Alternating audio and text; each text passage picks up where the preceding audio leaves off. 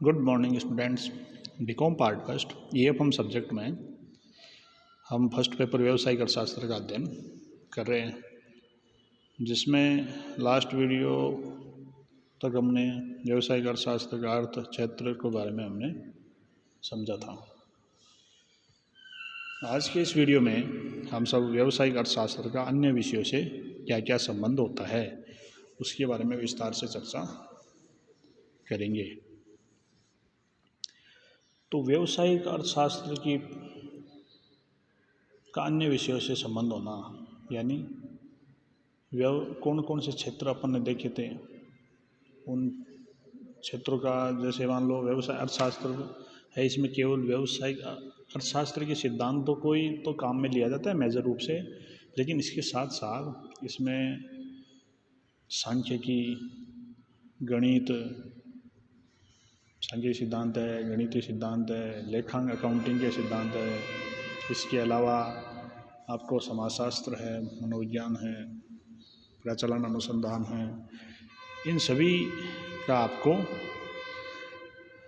किसी न किसी रूप से वो व्यावसायिक अर्थशास्त्र से संबंध होता है। उनकी नीतियों का भी यहाँ पर, उनके सिद्धांतों का भी पालन व्यावसायिक अर्थशास्त्र में किया जाता है। तो कौन कौन से विषय हैं उनका एक एक करके हम सब अध्ययन अभी करेंगे।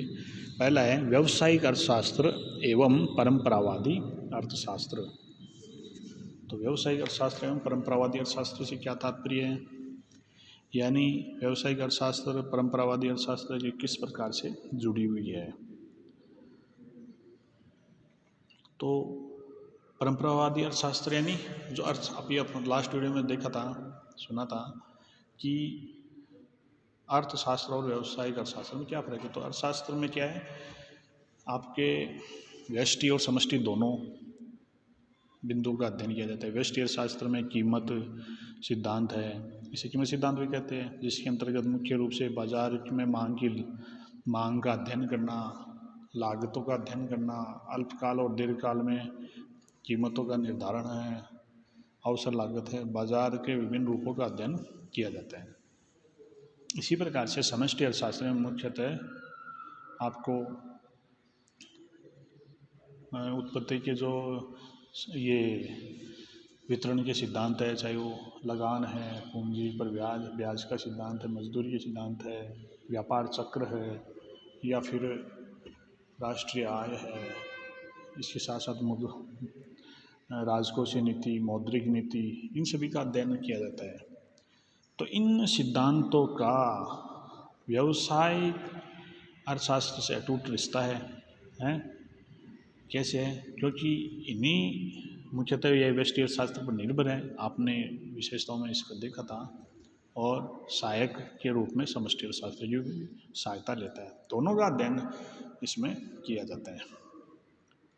तो निर्भरता हो गई, तो विषय से संबंध हुआ, ये है अपन देख रहे हैं। दूसरा सांख्यिकी विषय से अर्थशास्त्र का संबंध, यानी सांख्यिकी में आप फर्स्ट ईयर में आपके जो ABST विषय है, ABST में आपके दो विषय चलते हैं। एक तो कॉरपोरेट अकाउंटिंग है, एक बिजनेस इकोनॉमिक्स है।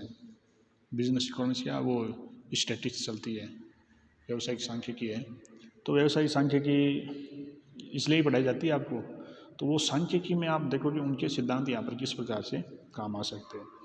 तो व्यावसायिक अर्थशास्त्र में सांख्यिकी की महत्वपूर्ण जो सिद्धांत है उनको काम में लिया जाता है।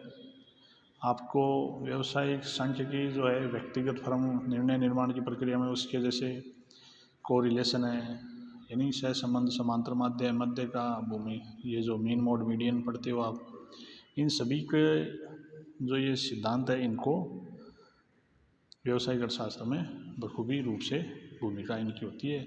इनको सिद्धांतों का प्रयोग करते हुए व्यावसायिक अर्थशास्त्र के सिद्धांत वो लक्ष्य की पूर्ति की जाती है।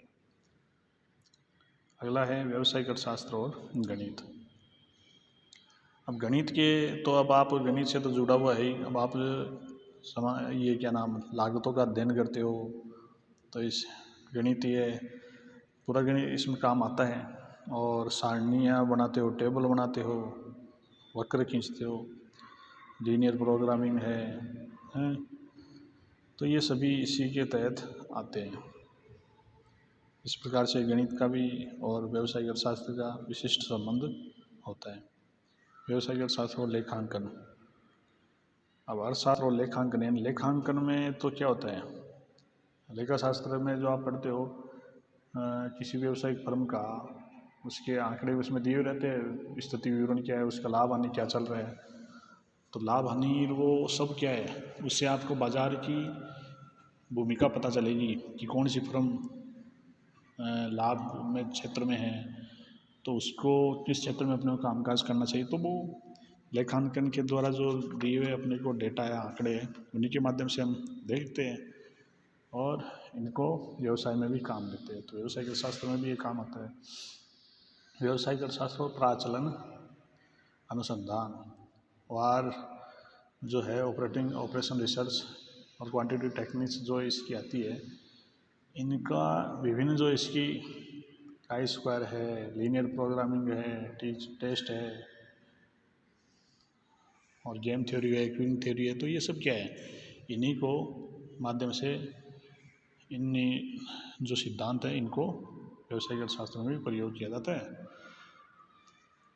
अब अगला है व्यावसायिक अर्थशास्त्र, मनोविज्ञान और समाजशास्त्र। मनोविज्ञान और समाजशास्त्र का अर्थशास्त्र से क्या संबंध है, यानी अब समाज, अपन व्यवसाय अर्थशास्त्र का जो अपने अर्थ समझा था, उसमें सबसे पहले यही समझा था कि मनुष्य की जो असीमित आवश्यकताएं है, उनको सीमित साधनों से पूर्ति, वो सीमित साधनों के माध्यम से संतुष्ट करने, वही अर्थशास्त्र में अध्ययन किया जाता है। तो इन जो अर्थशास्त्र में जो इनका अध्ययन किया जाता है, तो उनके माध्यम से मनुष्य के लिए किया जाता है। तो उनके मनो, अब आप डिमांड का एनालिसिस करते हो, तो डिमांड का एनालिसिस भी मनोविज्ञान में उसका आप समझते हो कि इनकी साइकोलॉजी क्या है। अब इस बाज़ार में अपने को इस क्षेत्र के लोगों के लिए अपन क्या बना सकते हैं, उनके धर्म के हिसाब से, समाज के हिसाब से जो बटा हुआ रहता है, ये लोग किस वस्तु का ज़्यादा उपयोग करते हैं। तो उन अलग अलग लोगों के लिए अलग अलग प्रकार से नीतियाँ बनाई जाती है। तो उन सब का व्यावसायिक अर्थशास्त्र से गहन रिश्ता होता है। अगर आपको ये उस क्षेत्र के बारे में आपको जानकारी नहीं है, वहाँ के समाज के रीति रिवाज परंपराओं के बारे में आपको पता नहीं है, तो आप आगे फिर नहीं बढ़ पाते हो और व्यावसायिक लक्ष्य की पूर्ति भी नहीं हो पाएगी। लास्ट है इसका व्यावसायिक अर्थशास्त्र एवं निर्णय निर्माण एवं आयोजना तथा आयोजना। तो व्यावसायिक अर्थशास्त्र का निर्णय निर्माण और आयोजना, यानी विभिन्न निर्णय निर्माण और आयोजना जो प्रबंध से संबंधी है, कि आपको डिसीजन मेकिंग करनी है। तो डिसीजन मेकिंग कब होती है, जब आपके पास वैकल्पिक मार्ग होते हैं। उन वैकल्पिक मार्गों से एक उपयुक्त मार्ग का चयन करना, वही तो डिसीजन मेकिंग है। तो वो किस प्रकार से की जाए, जैसे आपको कीमतों का निर्धारण करना है, कौन सी कीमतों का निर्धारण किया जाए। आपको बाज़ार में लागतों का निर्धारण, लागतें आप तैयार करते हो, तो लागत कम से कम कैसे हो। तो ये भी एक आपका व्यावसायिक फर्मों में तो आपको कदम कदम पर निर्णय करने होते हैं। तो उन निर्णय को जो प्रबंधक होते हैं वो अच्छे से उसको कर पाते हैं।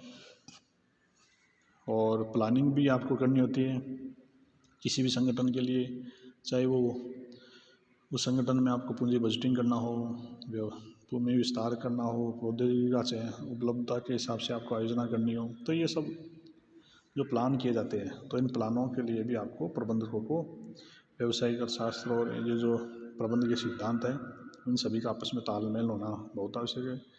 इस प्रकार से हम क्या कह सकते हैं निष्कर्ष रूप में, कि व्यावसायिक अर्थशास्त्र का विभिन्न विषयों से संबंध है, चाहे वो गणित हो, अर्थशास्त्र हो, लेखांकन हो, मनोविज्ञान हो, कुछ भी हो। तो इनका आपस में घनिष्ठ रूप से संबंध है। अगर इनसे संबंध अच्छा तालमेल रहेगा, तभी उस संस्था में जो उनके लक्ष्य है, उद्देश्य, नीतियाँ है, उनकी अनुरूप वो आगे बढ़ पाएंगे। तो आज की वीडियो में हम सब ने व्यावसायिक अर्थशास्त्र का विभिन्न विषयों से क्या क्या संबंध है, कौन कौन से विषय जिनसे ये जुड़ी हुई है। आगे की वीडियो में हम सब व्यावसायिक अर्थशास्त्र की भूमिका, उन सब के बारे में विस्तार से चर्चा करेंगे। धन्यवाद।